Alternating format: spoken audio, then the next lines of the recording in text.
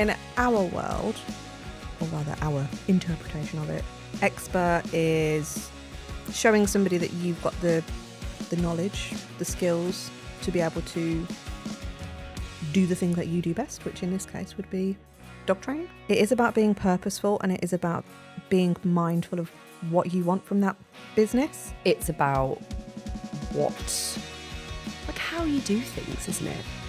And how you're going to take somebody on that journey and how you're going to get them a brilliant result. Ultimately, that's all business is. It's prospective buyers connecting with you, building that trust, knowing that you are the right person for them and you've got the expertise to do so. Concentrate on delivery, concentrate on being that expert, and everything else should, theoretically, fall into place. Oh, blimey. I'm still starting with it. What's that all about? Ryan, everyone knows Ryan now, our lovely videographer, producer-y friend, just sat behind his screen and I can't remember what he was talking about, but just threw in an oh blimey in that kind of tone, and it's made me chuckle. Like it was in a period drama. A period drama, yeah. Feel like we need to insert you doing an oh blimey.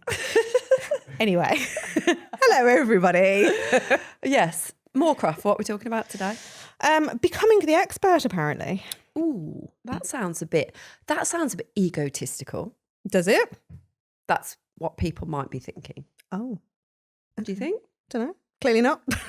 I think people have this aversion to showing off that they're an expert, or sharing to the world that they're an expert anyway. Yeah, maybe it depends on your interpretation of what An expert being the expert is. So, okay, in our world, or rather our interpretation of it, expert is showing somebody that you've got the knowledge, the skills to be able to do the thing that you do best, which in this case would be dog training.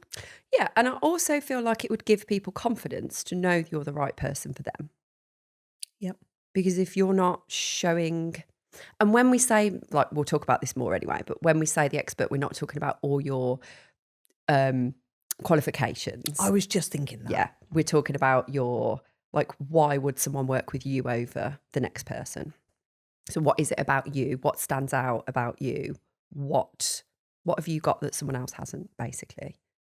Yeah, it's interesting, isn't it, how we all think by putting that, and again, I did it by putting those badges and those accreditations and everything to say, like, look, I've got this stuff. This is what makes me the expert. How it doesn't always translate into expertise from a buyer's perspective. No, because those badges don't mean anything to those people, do they? Let's face it, most people don't know what the APDT is or the APBC is. Like, no one knows what they stand for. We forget what they stand for because there's so many of them. But it's not about who you belong to or what you preach, I suppose. And when I say that, I don't mean that in a bad way. It's about how you do things, isn't it? And how you're going to take somebody on that journey and how you're going to get them a brilliant result, I suppose. Yeah. So, oh God, frog in my throat. It's been a while since we recorded. It is a bit, isn't Clear it? the cobwebs. Okay, so how would you go about showing your expertise then, if it is not a case of, let me put a badge on the website? Well, there's lots of ways, isn't there? I suppose there's lots of different facets to this, really, isn't there?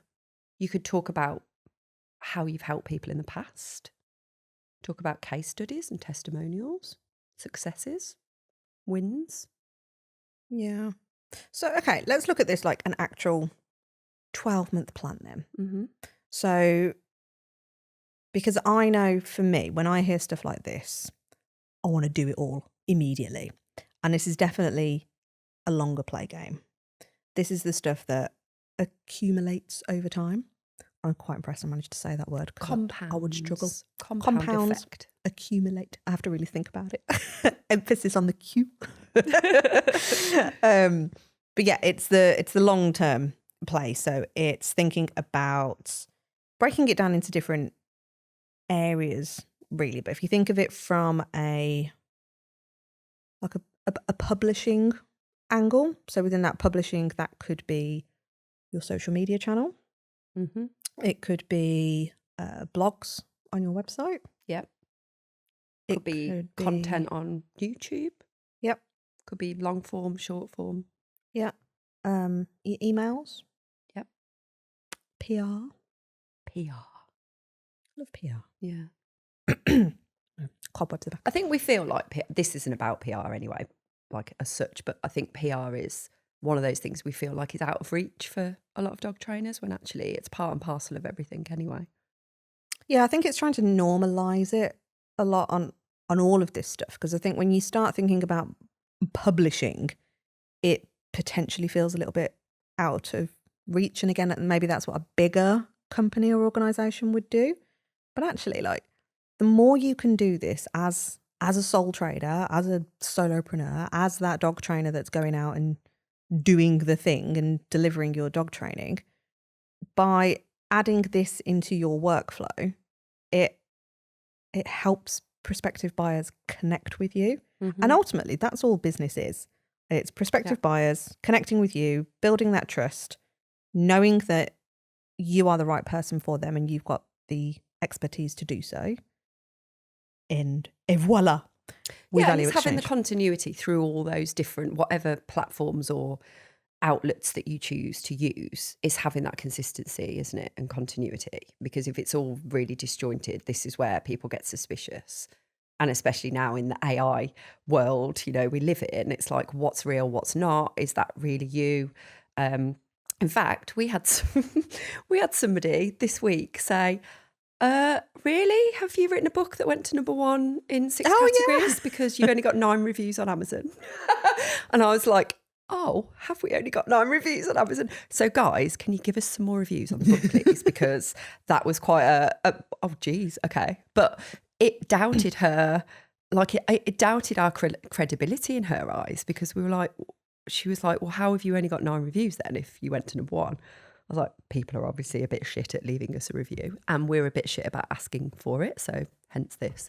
But see, it only takes one little tiny blip in something and a bit of doubt creeps in, and they might not pick you. So it's really important. Yeah. What was that story you was telling me this week about Alex Hormozy as well? Oh God, a lot's happened this week. What was it? Hold on, it's only Tuesday. Oh God, yeah. See, this is for me. Weekends just don't exist in my world. It's like everything's just, it's a 7-day roll on. The one where he was saying something along the lines of, you keep showing up and then it's that compound effect again. That was it, like 5+ years later, he finally started getting recognised. Yeah. So it's not a one and done thing. It's a constant, isn't it? I can't remember exactly what it was now, but it's about, don't expect. I think this is the other thing, isn't it? About dog trainers posting things and expecting one post to be enough to get something sold and get some trust and get somebody knowing enough about you to want to buy something from you. And it really just doesn't work like that. In our experience at CBA and the dog training, people have got to just keep seeing it and just keep learning about you and just keep, and like I said, that continuity of the story. If suddenly you're changing the narrative, 1 minute you're talking about one thing and then the next minute you're talking about something completely different, someone's going to lose track of where they are, possibly get overwhelmed, possibly get disconnected from you, and possibly want something simpler. And what I would say is, like, a really good theme of this kind of becoming the expert thing is keep it simple. You don't have to overcomplicate it with lots of different layers of it. Like, you can layer it to a point, can't you? You can lean in on something more and then something less. But I think it's that overall same kind of, use the same kind of language, use the same kind of words, use the same kind of outcome related, like what's the solution? What's the big promise that you're going to, give somebody? That should all be the same throughout, like a little thread running through everything, shouldn't it? Because if you're just going from one thing to another, that's where it gets really messy there. Yeah. And I know we've said this before, but it kept coming up for me whilst she was talking then on knowing what you want from your business. Yeah. Because all of this stuff that we're talking about, I think, is going to resonate with those of you that are going to be in it for the long term, that can't see yourself doing anything different. And for me, when I look back at my dog training business and that journey, I was like, at that time, it was everything to me. Like, I couldn't see myself doing anything else. So I was so invested in wanting that continuity. And it was only when I reached a point that we knew that CBA was in the making, it was like, oh, actually, that's the thing that aligns with us more so. But I think when you're hearing stuff like this, it can sometimes feel a bit overwhelming and going like, oh, okay, so now I've got to do all of this stuff as well as that. But it is about being purposeful, and it is about being mindful of what you want from that business. Because I remember enrolling on courses. You may have got this just from me now that I like to invest in a lot of things. And this one course that I did, I absolutely loved every single, and it was a chunky investment. It was the best part of 10 grand. And I did fuck all with it. And this is a dog training? No, it wasn't a dog training one. It was a business one. Okay. But as I was doing it, for me, I was like, oh, I couldn't see how I could make it work in the dog business. And it's only upon reflection, because again, hindsight's a wonderful thing, isn't it? That I realised I didn't want that for the dog business. So I think sometimes it's being honest with yourself. And if you are listening to everything that we're saying, not just on this episode, but on all of them, and you've got this almost resistance to it. It's like that gut is trying to tell you something that you're trying to maybe ignore. Yes. Isn't it? You go, no, it should work. But then there's something stopping you actioning the stuff, isn't it? Yes. Yeah. And we've done this in CBA loads of times where we've gone, yeah. oh yeah, that's a great idea. And then neither of us independently, we've gone off and then we've come back on, have you done anything to do with that? I'm like, nope. Have you? Nope. And it's just not felt right for some reason, and your gut is kind of stopping you doing it. Yeah. And I think we all have that in us, and it's knowing that, oh, if you are feeling resistance against anything that we're saying, then maybe it's just not the right move for you, or maybe it's a timing thing. There's loads of different reasons as to why. Maybe it's not the right business model for you to do it. And for me, that's where I found that clashing bit. Like, I felt like I loved the course, I loved consuming everything, and I could see how it could work. I just couldn't make it work for me. And it's not that it couldn't and wouldn't have worked for the dog business. It's I wasn't invested in it. And it's almost knowing or realising or starting to realise maybe that the purpose wasn't the purpose of you. You and I were meant to be dog trainers for a certain amount of time, and then we were like, I've kind of done our role in that. Like that's the time we've been allocated to do that thing, which we put our all into, and we've made it a really good success. And now this is your next chapter. And there will be people that just do not ever feel like that, and they're always in that dog training. And to be honest, that's what I thought I would be.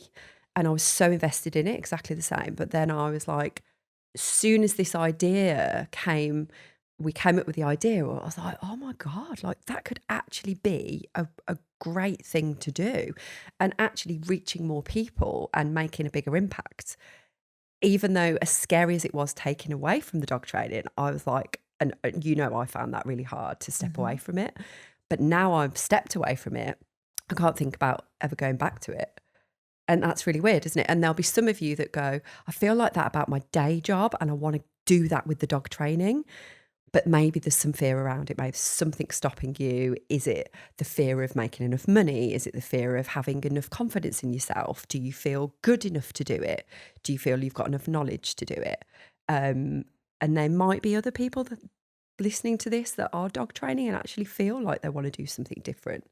Because there are people we speak to that have been dog trainers for a long time and then come out of it, not necessarily for the burnout reason, not necessarily for them not making enough money reason. It's because actually I don't feel like I should do this anymore, and that's okay.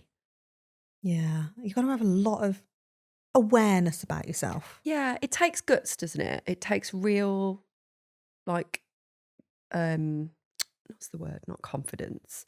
Takes a lot to actually follow through with something, because there's something inside you. I can't describe that feeling. It's that feeling of going, something there niggling at me, stopping me or pushing me.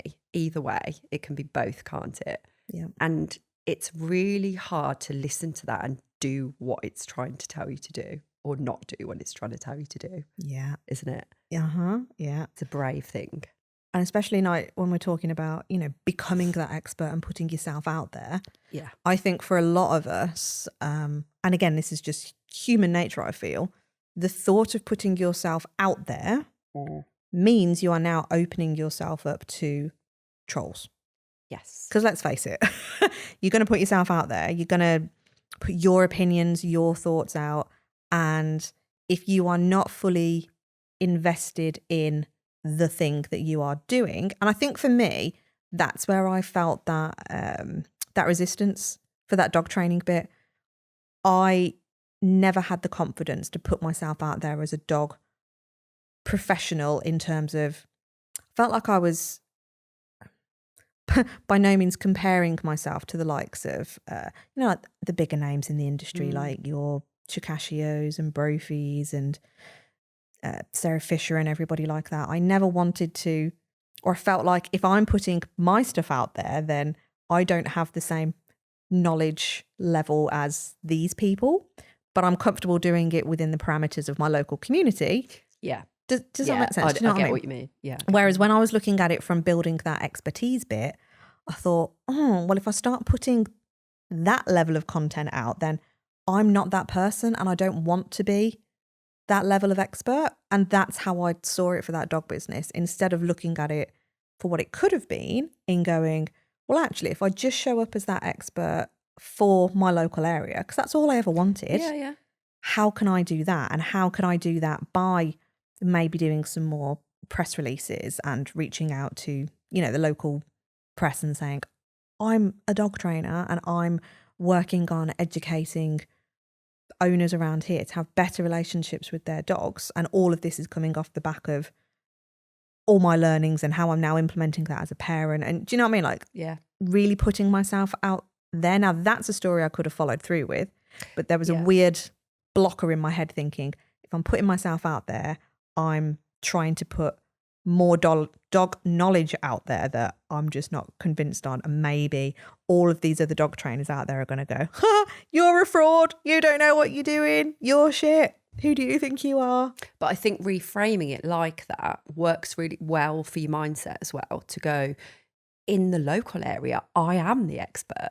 And I would say, looking back, I think I was the expert in puppies when I first started. Like, I was the person who focused on puppies, niched into that, went all in, loved it, consumed everything I could around puppies, had worked with a lot of them in rescue and stuff as well. And I would wholeheartedly put my hands up and say, yeah, I feel like I was that expert. Take it bigger than that though, into the wide world. I'd be like, oh God, no, I don't think I've got that level of expertise. So I think it definitely helps with that confidence to go, in my local area. And a lot of you listening will be local dog trainers who are targeting the local area only. And yes, okay, there's lots of dog trainers in your area probably that you're competing with or you think you are. But out of those people, if you can hone in on that thing that you're really good at, and I'm not saying you have to niche. We didn't niche particularly. I say I niched into puppies, but then I generalised into everything else after a certain amount of time. But I think if you're really confident with the thing that you're good at, whatever that is, whether you're working with people one-to-one, whether you're more human focused than dog focused and the dog is the byproduct, that's what our belief is. That's, go all in with that. And you will be the best in your area if you put everything into that one area of focus.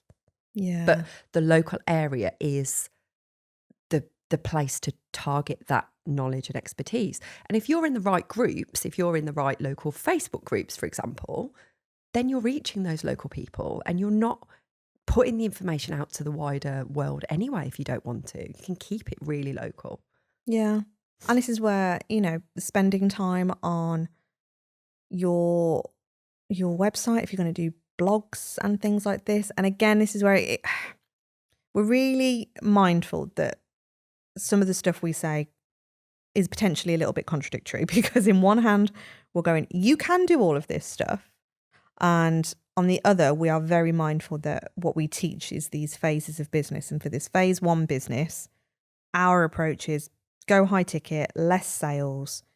You can typically do that if you're already generating some inquiries. Mm-hmm. So the marketing aspect of it isn't as prominent. So some of this feels more like you're moving forward. However, having said that, if you know you are wanting to be purposeful and move into this phase 2 business, so that plus 100k figure, then this is where this kind of stuff really takes its own, because you will be prepping your business ready for this stage. So it's all like the background work, but it's not the sole focus, which is why you can take your time with it and go, do you know what, if you aim for, I don't know, it's like 4 blogs over the year, then that's a good starting point. If you know you're wanting to move that business forward. If you know you're not wanting to move that business forward, then don't spend your time doing blogs. And it's understanding where to best spend your time, because if you're trying to create a business that is going to position you as that expert in a phase 1 business, so up to that 100k, and you're focusing on delivering one high ticket program, which is essentially what we did, it's how can you work on generating few inquiries. Now that may be going out locally. And again, this typically works for those businesses that have been rocking and rolling for a little bit, so you don't have to put as much into marketing. But knowing where to spend your time to allow you to become the expert, because within that phase 1 business, I would say a lot of potential skills can be learnt on becoming the expert purely on a sales call. So you can go from a completely cold inquiry to sold on a up to £1,500, £1,800 program. Yep. Fairly, I hate saying easily, because No, it's not easy. No. Simplistically speaking, do you know what I mean? Like the process. Having a system, having a framework, having something you know works, as in you're asking the right questions, you're utilising that time that you've got with somebody on the phone in the best possible way. Yeah. And you've got those skills down. Yeah. Basically. And being the expert within that sales call does not mean justifying. It does not mean telling everybody what you're going to get. It does not mean that you talk about yourself, you know, all the things that we've said that we've both done, like, oh yeah, I've done all this stuff. Here's my accreditations. People did not want to hear it. No, and that doesn't warrant you as being the expert. The expert is how you can show up and how you can listen. But being the expert, if you are thinking of it from a marketing perspective, is how can you, like you mentioned earlier, show up consistently enough with the same message so that somebody hears it over and over and over again. This is the point where you've got to get bored of your own voice. You've got to get bored of your own story and your own way. Like, if you feel that you're just constantly saying the same thing, awesome. Because we feel like we're constantly saying the same thing, but we know that a lot of people don't hear it even, or they hear it and this brings us probably quite nicely onto the 7-11-4 rule, where people need to keep hearing that information. So it's right. Remind me of this. It's 11 hours, isn't it? 7 hours. Oh, 7 hours. 7 hours. 11 times touch points. Yeah. And four different platforms. Yeah. And the 4 bit, again, depending on what phase of business you're in. If you're in phase 1 business, there's an argument to say 1 to 2, and you don't have to do the 4. For us, it's 4, has to be at least 4. In fact, we're on pretty much everything because we have to, because we're a global business. But if we were local dog trainers, Facebook was my thing. Yeah, that's what I used to do. Facebook group and a Facebook page that I'd keep ticking along, basically. So that's how much information. So 7 hours over 11 different touch points. And the touch points might be the examples that we gave earlier: social media, email marketing, blogs, YouTube, like all those things are the different touch points. So how much of that has someone consumed? So if you listen to this podcast every week, you're listening to us for 1 hour every week. So that's already between 4 and 6 hours a month. Yes.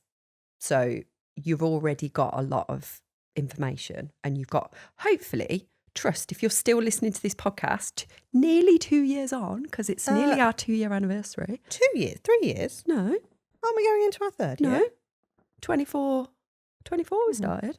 Oh, I could have sworn we was going into our third year. No, 24. We will be going into the third year, the end of Jan. What? Don't look So at me we're like going that. into our third year. Yeah, but 2 years of doing the podcast at the end of the month. That's very confusing. Okay. Yeah. So anyway, back to the point. The point was, if you've been listening to this for 2 years, you've consumed a hell of a lot of stuff from us, and hopefully you trust us. Hopefully you like us. Hopefully you've got a good idea about how we operate and our values and ethics around things, and that we dick around and piss around a bit. And we like to talk about stuff that isn't necessarily business related sometimes. But can you see how much information you have found out about us? And a lot of people that work with us, sign up with us, go, oh, I feel like I already know you girls anyway. So there's not a lot that I need to know extra. That's a really great position to be in. So if your clients can book a call with you or book one of your services and feel like that, easy, job done. Yeah. And it still fascinates me because if you look at the dog training business model, I would say we are fortunate enough to be in an industry where, in my opinion anyway, I don't think you need to do a huge amount of marketing work for a phase 1 business. I think already by saying you are a dog trainer, you will naturally get inquiries just off the back of that. Yeah, agree. And I think we don't realise how much of a blessing that is, because it's really hard to talk about a service and a business that nobody's searching. As we found out in Canna Business Academy. Yes, it's really None tough, of you isn't it? seem to search dog business coaching support. So you can't really do ads. They don't work as in Google ads. There's no search term. YouTube, again, no one's really searching anything. So it's quite a challenge. Yeah. It's a challenge we're enjoying, but a challenge nonetheless. Whereas from a dog trainer perspective, even if you are super niche or even if you are more generalised, you will likely still get inquiries. Okay, maybe not as many as you would like, and then that's where that extra work bit needs to come in with your marketing. But on the whole, dare I say, I think you will, just by putting yourself out there with a business page on Facebook and going dog trainer in insert area, you'll get some bites. And this is where you almost have to give people what they want, because you might look at yourself as a dog behaviourist. You might look at yourself as a coach. You know, some dog trainers call themselves coaches, don't they? But is that what people are searching for? Everyone knows what a dog trainer is. Everyone thinks a dog trainer is the person they need to help them, when it could be a behaviourist or it could be a coach or whatever. So it's also being mindful of those sorts of things as well. Sometimes we just need to simplify it and go, dog trainer. Yeah. I still struggle with that. I still totally see myself as a behaviourist. Oh, no, I don't. I know. Always dog trainer. We always don't agree on this. But yeah, I do. And again, maybe it's an ego thing. Maybe it's because I studied more than did the hands-on stuff. Don't know. But yeah, behaviourist is definitely how I would describe oneself. Yeah, But it's funny, isn't it, how you get these things in your head. But I think you just got to think of what we're a massive advocate for. What do people want? What do they say? What are the words they use? They'd say dog trainer, probably. Yeah. Or sometimes when you see those Facebook posts where people go, I think I need a dog behaviouralist. yeah, And you're like, okay. a behaviouralist. But on the whole, it's usually dog trainer, isn't it? Yeah. Yeah. And again, this is where, like, looking at your business, like, look at the skills that if you really honed in on them. And I think this is where we teach a lot of this in the Get Shit Done Accelerator. We go through those sales skills. We go, if you're not getting very many inquiries, how can we make it so that at least you've got a high conversion rate on the inquiries that do come through at a high ticket? Because that is all we did. That is what we see work time and time again for everybody who comes through those doors and go, oh, you're only getting, say, like 5 inquiries a month. And let's say hypothetically you've got a high ticket program at $1,000, just for easy round numbers. 5 inquiries. If you need $3,000 a month, work on selling 3 of those inquiries. You don't have to do much else. No. Unless, of course, you're being purposeful and you want to grow that business to, you know, phase 2 and beyond. There's not a huge amount. And this is where I think a lot of us struggle, ourselves included, because we go, oh, but I need to do all the stuff. There's so much stuff involved in running a business, but it depends on what you're wanting. I think we can sometimes make that harder than it needs to be, though, don't Yeah. you? It's looking at what everyone else is doing and thinking that you need a funnel and you need and again, it depends where you're going, what's your journey, where's your end destination. You may want funnels. If you don't know what one is, don't worry about it for today. But for the most part, local dog trainers wanting to bring those income goals in, 3, 4, 5K a month, you don't need anything like that. No. So it's be the expert in the area that you know you want your business to be. Yeah. And it's having that clear, like you said earlier, it's about planning, knowing where you're going, knowing what do I want this business to stand for? Where do I want it to go? What am I happy with? What do I want my life to look like? And therefore we then create the service that works with that. We work out our capacity to make sure we've got the life that we want. We've got the money we want. We've got the designing our day, how we want it, our week, how we want it. And then we bring the people in accordingly to that. And the work that we do within that service fits with what we actually love doing, and it gets somebody a result. And pretty much, if there's anything more to add to that, but I think that's pretty much it. So it's simple. And we overcomplicate so much of this stuff by adding all this extra stuff onto it that isn't necessary at that early stage. And when I say early stage, I don't mean that that's belittling a business. To have a phase 1 business is absolutely not belittling a business, by the way. It's the hardest phase, I would say. I would say it is the hardest phase because you've got all these new skills to, and when I say all the new skills, the sales skills on its own is a big thing to master. Mm-hmm. And it's changing that mindset around what's the business for? Like, who is it helping? What do we want it to do? I think that's the hard bit, is the foundational bit. Yeah. And then when you get to phase 2, it's accelerating everything and putting it in a one-to-many model and reaching different people and growing audiences effectively. But if you've got the base structure, you just build on that and it's a lot easier. Like anything, if you've got the foundations, it's easier to build on it, isn't it? Yeah. But it's that simplicity bit. Like for us, we're so all about the simple. Keep it really simple. Keep it allow somebody to be able to follow through on the journey and understand what's going to happen at each stage. And if you've got too many processes, too many clunky, here, there and everywhere bits, this is where people get really confused with everything. You get confused and your clients have no clue what's going on. Yeah. Concentrate on delivery, concentrate on being that expert, and everything else should theoretically fall into place. Yeah, I think so. Mm-hmm. Hope that's been helpful. Yeah, I'd like to think so. Cool. Well, if you've enjoyed this episode, please do. What are you doing? I was going to just reiterate the Amazon review on our book again. Go for it. Yeah? Yeah. If you like our book, Let's Talk Dog Business Strategy, well, if you've never heard of it, go and check it out. And if you like it, on our give website, us a review. It's cheaper than Amazon. It's cheaper than Amazon on the website now. So go to caninebusinessacademy.com, the book, click on the book, and you can get it off there for half the price. And if you like it, go to Amazon, give us a review. Bump up those 9 reviews. I would like, by the time this episode, a week into this episode airing, that we've got more than 9 reviews. Please, people.